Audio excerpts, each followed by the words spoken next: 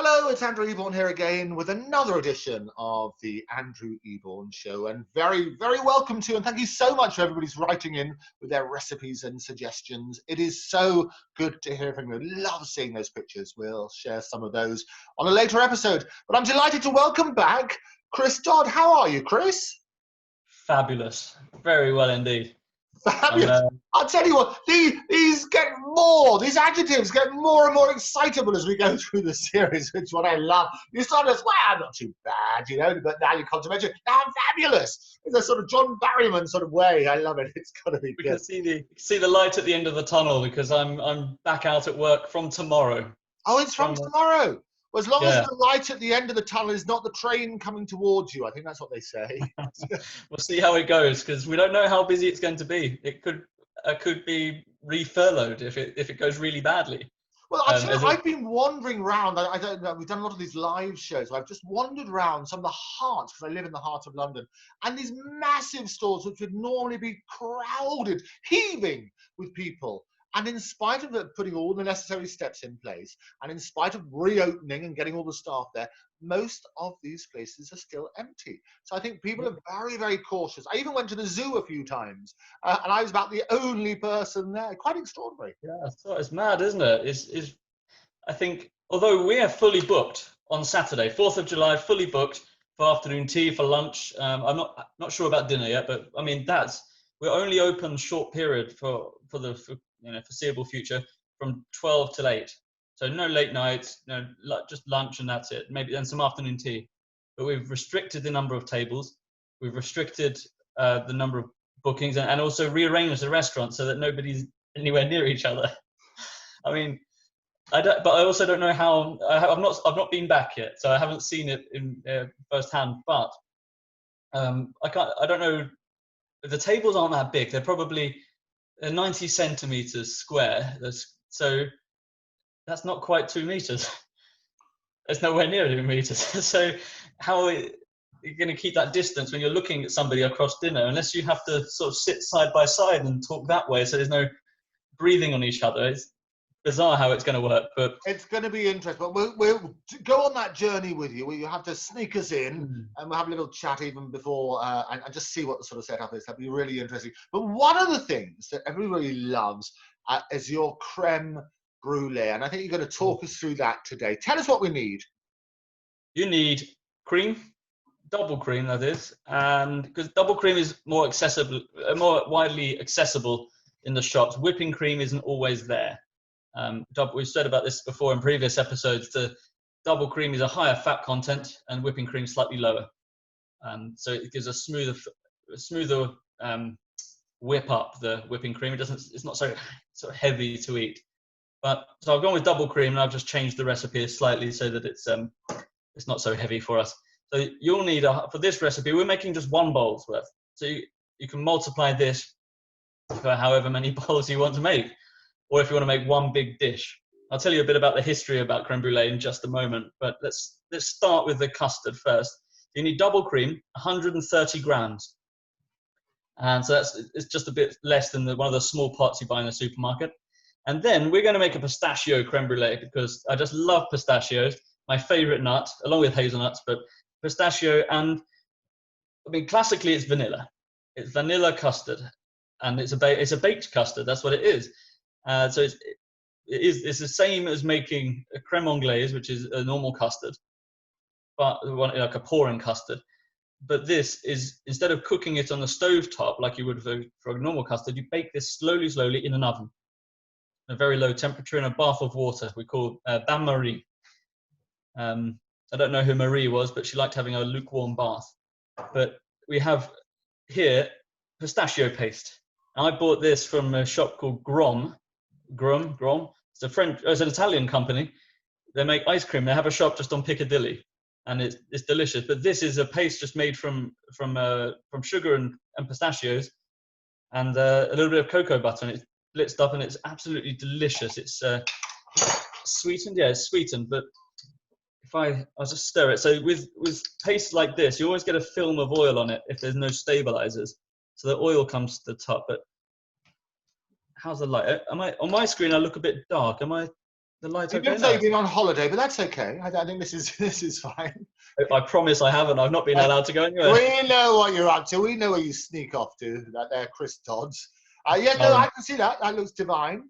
Yeah, and this one has little chopped up pieces of pistachio praline in it as well. So it's great for spreading on a nice bit of bread or on a, I don't know what it, just eat it. It's great. Just put it in with some porridge or some yogurt. So anyway, that we're going to take 20 grams of that.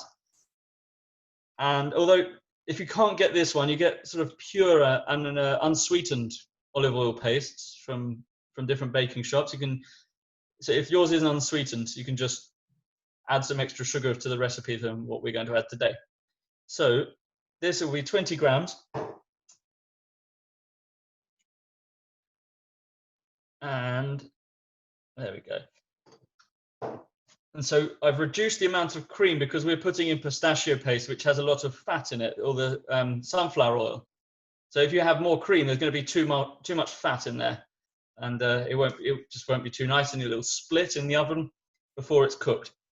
So I'm going to boil the cream and the pistachio paste together.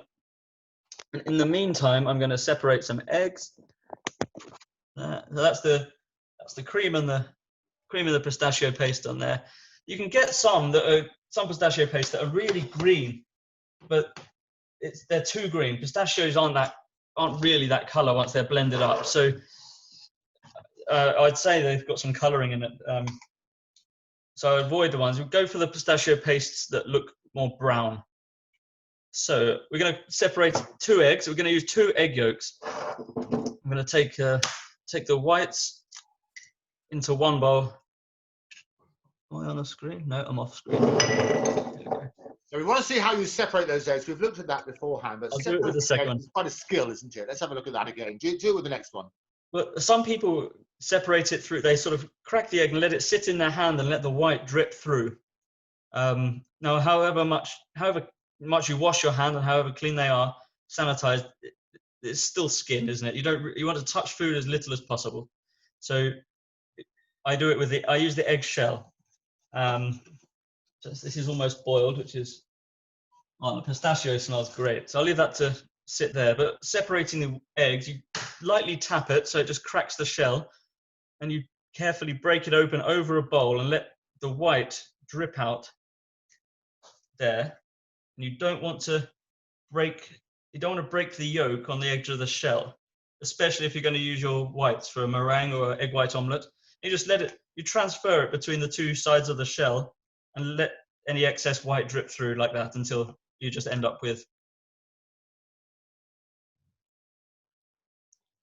It always looks glorious, and I know we talked previously about eggs, and in baking you don't necessarily use the eggs you would use for other things, but and your Burford browns, which are superb. Which eggs do you use for this, or does it not matter? It doesn't matter, although the Burfords would make a richer Brulée. It's a really rich custard anyway. The amount of fat and the yolks in there, I don't think you need to blow out on a good quality yolk, but then it's up to you entirely. It won't affect the color too much because we've got the pistachio paste in there, but it will give it a richer look and a richer flavor. It's entirely up to you. These are free range and organic, but they're not the sort of golden colors. That's all. You can still get some great eggs that are not the dark color eggs. So I need my whisk.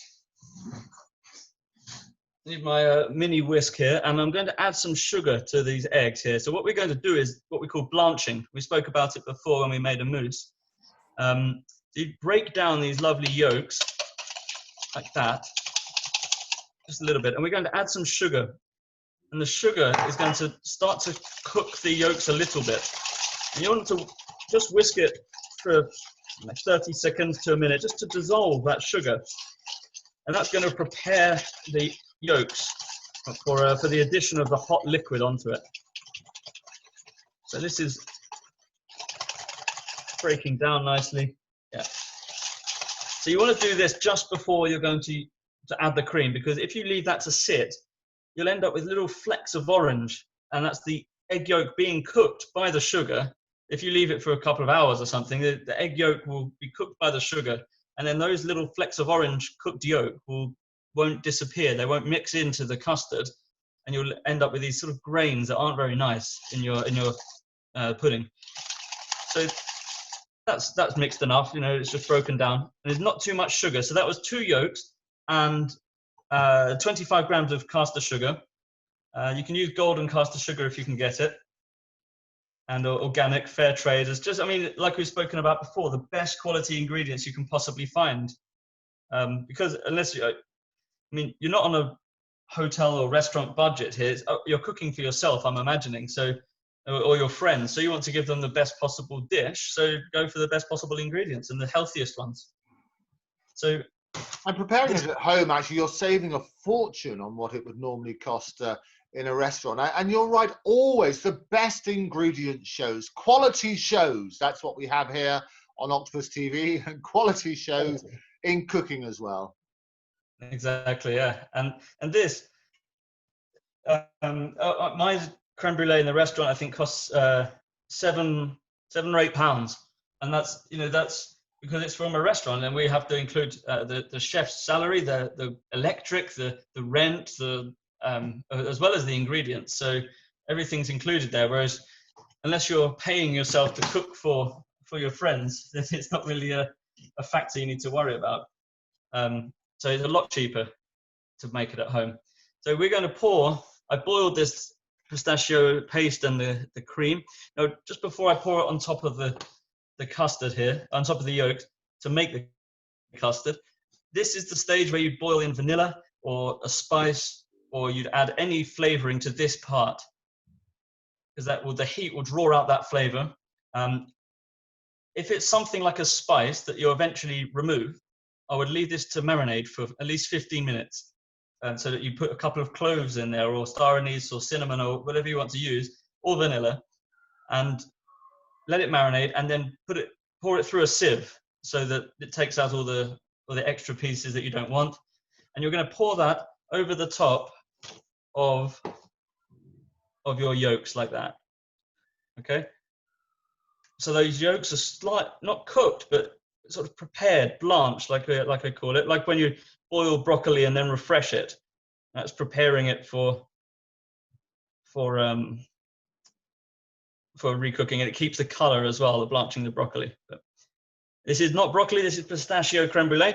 And so the creme brulee, there's lots of people argue about the etymology, I suppose, of the word creme brulee and of the origin of the dish. And I think, as far as I can check, it's English, which is from, it used to be called burnt English cream or Cambridge cream, because it was invented at Trinity College in about the 1930s or 1930 in Cambridge. But then, like I mentioned before, it was there was a French chef who was cooking at the Palace of Versailles in 1691. So my history on that period isn't up to scratch at the moment. So I'm not sure who was king at the time. I'm not sure how our relations with France were at the time, but I'm sure one of them had invaded the other. And so one chef has probably met the other, even though they were together in the army. They probably had a chat and said, I've got this great dish where I put the custard in the oven. And they passed it around like that. But the French gave it the beautifully sexy name of creme brulee and put it in a nice dish, one of those terracotta dishes, or as John Prescott would call it, terra firma. And then they baked it.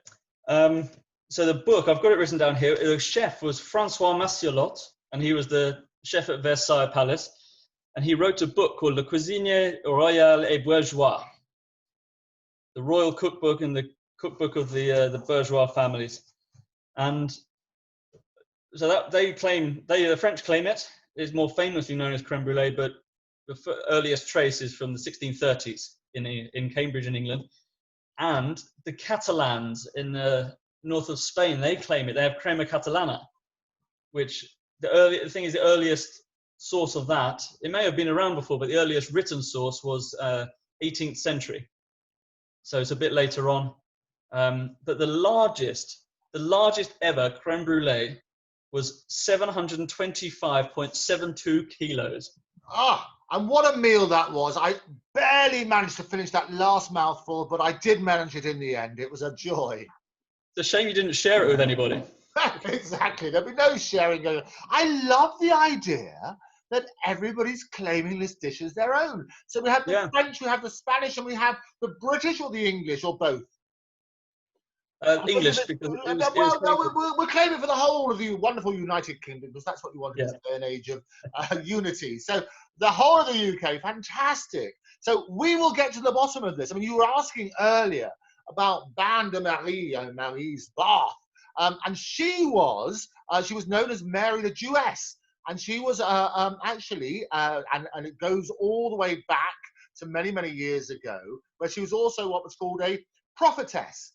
An alchemist, and that's why that sort of name came about. But actually, in terms of dating it, it goes back even further than that to Hippocrates and various other things. So the history of these words, as you know, the etymology, the history of cooking, I think is just divine, and we should look into that a little bit further.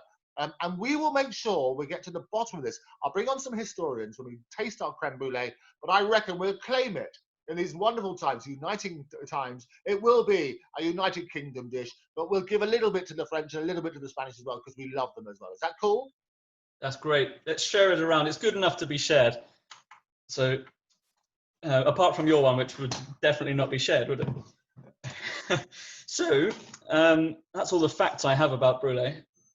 So it's a baked custard, and you flavour it. So we've made ours. We've put it on the stove, we boiled the cream and the flavouring, which we've used pistachio, and we're now going to fill it in the bowl.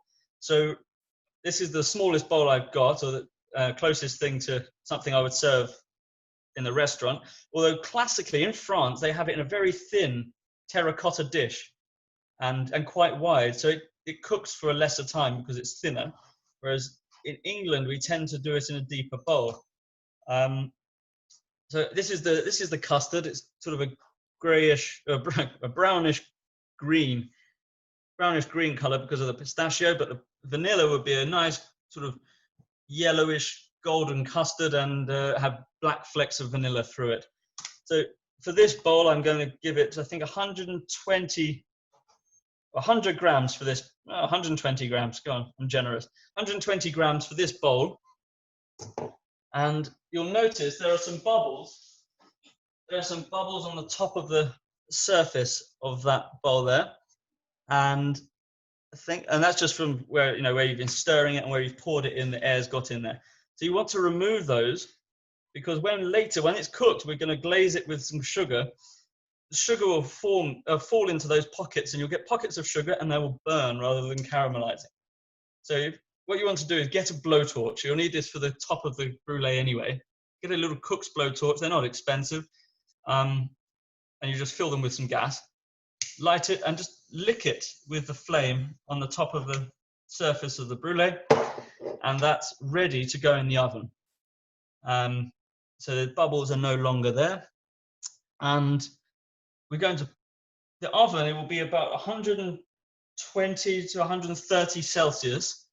It's quite a low oven, but what we want to do is to have it even lower to control. You don't want the custard to get above 100 degrees. In fact, it's best sort of 99 degrees is what I cook them at work. But it's harder in a home oven to do a real specific temperature like 99. So you set it to sort of between 100 and 120, I'd say, actually, nice and low. So, and that keeps the water above, well, almost at boiling point. And we're going to set the brulee in a bath of water. So I'll bring the camera down here so we can see. In my oven, I have a tray of water. You see that there? Tray of water.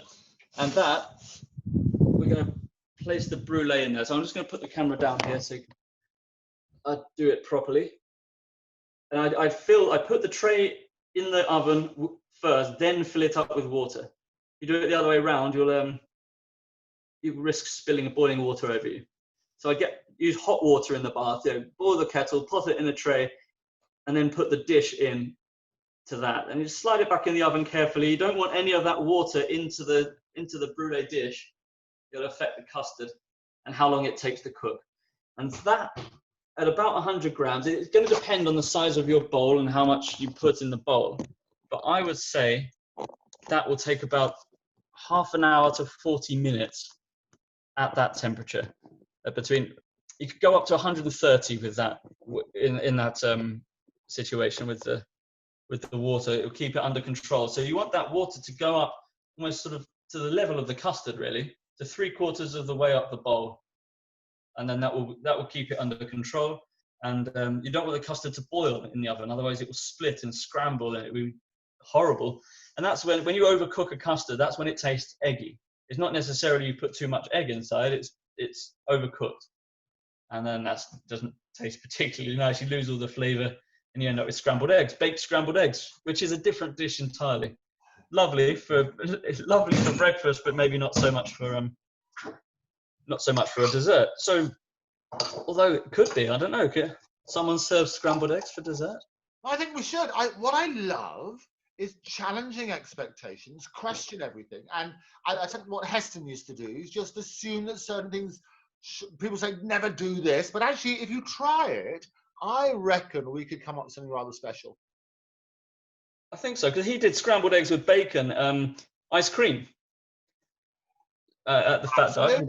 Absolutely. And sensational it was too, because it tricks people, it fools you, and your mind starts working. Those neurons and those little snaps all start going off and thinking, wow, and you're playing with the senses. So if you can get people challenging expectations, that's how we'll come up with something really creative. Yeah, I think, and cultural expectations, bacon and eggs are for breakfast. Maybe they didn't used to be. I think the people that set it up to be a breakfast meal were the people that sold bacon and sold eggs. And breakfast, lots of places around the world, is just some yogurt or muesli or I don't know, just a little bit of bread and cheese. Oh no, some places you'll have rice and fish. It depends on which nation you are, and so on. Curries in various other places. And what I love, you're right, there's a whole marketing thing about it, which they talk about creme brulee as well. They have a creme brulee day. Do you know about the creme brulee national day? I knew about it. I don't know what day it is, though. It's on the 27th of July every year, 20 days after my birthday on the 7th of July.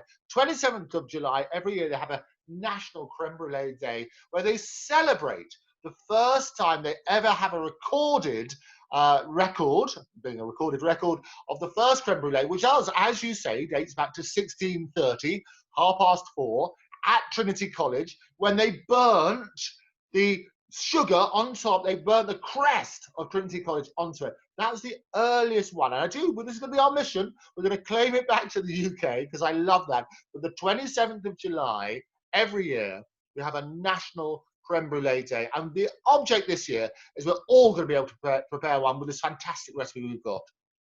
Yeah, and it's super simple. How long did it, apart from our chit chat, it took about 3 minutes to prepare, to get into the oven? Nothing. 3 minutes to prepare, 30 seconds to eat. It is the perfect dish to do all that sort of stuff. So we're going to leave it in the oven for how long, would you say, Chris? Again, it depends on the size of your dish. If you want to cook it quicker, I get a wider dish. I did have one, like, one of those terracotta thin dishes that you get olives in and things in restaurants. Those, in fact, where did I get mine from? I think I had it. It was sold with a brie. I bought it in a shop. They do that. A lot of these cheeses. This is the joy. Sometimes when you buy stuff in the local supermarket, they'll do it in these wonderful terracotta dishes. We have so many of those now. They are perfect for creme brulee and other dishes, aren't they? Exactly. And they look more rustic, because the white bowl I've used, it just looks quite generic, doesn't it? But the terracotta adds sort of character to it, and rustic. Imagine a little French brasserie or cafe just a roadside cafe in the countryside. It would be just, I'm romanticizing it. I think it's a wonderful idea. Oh no, everything has to come with a story, and the best ones are the recipes that come with a story. It's like a restaurant. You read the history of the place. It's glorious. So terracotta, when they got together and they formed that circus, that was the olden days. He used to come up with this rustic dish, and the only way he could survive was basically to bring this little thing to market, and he would swap that for various things, the earlier form of bartering. And those dishes is where the people would put little bits and pieces that he would then take home to his family of 27, and he would feed them from that dish. And that is why terracotta, which then became terracotta, that's why those dishes are used nowadays in cooking. That's wonderful. It's the same as Maddie and Lynn. They made these little sponges, madeleines, and that's just, they got together. They said, we like little sponges, honey and lemon flavored sponges, and they said, what do we call it? Well, you're Maddie and I'm Lynn. Done. And it's rather like salmonella, and they got together, and that was a disaster. Yeah, they were told to keep away from each other, really. They didn't wash their hands enough, those two. Oh, they should have listened to the government's advice. It's always a joy. So we're going to let that bake, that wonderful creme brulee, and we will join us next time, and then we'll finish the last bit, which is the exciting bit. Tell us what we're going to see in the next episode of the creme brulee special. We'll be taking it from the oven, and I've prepared one beforehand, so it's already cold, so you won't have to stare at it and watch it go cold. And we'll glaze it with some sugar and using a blowtorch. So if you're going shopping now, buy a blowtorch. Some supermarkets sell them. Lots of towns have a cook shop. They're really handy, and you can use them for glazing. Sort of sprinkle a bit of sugar on a nice bit of braised pork belly, something like that, and then you sprinkle some sugar and blowtorch it, and you get a nice shine on the top. There's so many uses for a blowtorch in the kitchen, mostly in patisserie, but you can use it all around. But they're not that expensive, and it's kind of cool to have a blowtorch in your kitchen. I have to say, the pyrotechnics, we're going to be absolutely sorted next time. In a special episode, we're going to call You're Fired. And we're going to sort that out. There it is. Look at that. This is like a one straight out of Star Wars. I love it. That's like a saber. There we are. Boom, boom, boom. Yeah. Don't do that. Yeah. It's super powerful, and it's grand. So yeah, it's not that expensive, but like maximum £20 or something. And some of them you buy those canisters of butane, and then the head that comes separately, and you screw it on. Either way, it's the same trick. My birthday. Anybody looking for an extra inspiration for a present? That's always good as well. Sort of stuff. Chris, thank you so much. We look forward to seeing you next time. Be good. Take care. Bye. Bye. So there we go. That was Chris Dodd joining me again for the creme brulee and the glorious history of that. If you've got any suggestions as to recipes or things you'd like us to attempt here on the Andrew Eborn Show, do write into me. Write to LOL, that's LOL, at octopustv.com. If you've got your own recipes and you'd like to come on the show, let me know. It'd be great to hear from you. The more people from around the world, the better it's going to be. But in the meantime, don't forget, subscribe to Octopus TV. Follow, share. You can join me at Andrew Eborn at Octopus TV. We're on YouTube, we're on Daily Motion, and at a traditional broadcaster coming up very, very soon. But in the meantime, whatever you're doing, keep smiling, keep baking, and keep watching. I'll see you next time. Bye.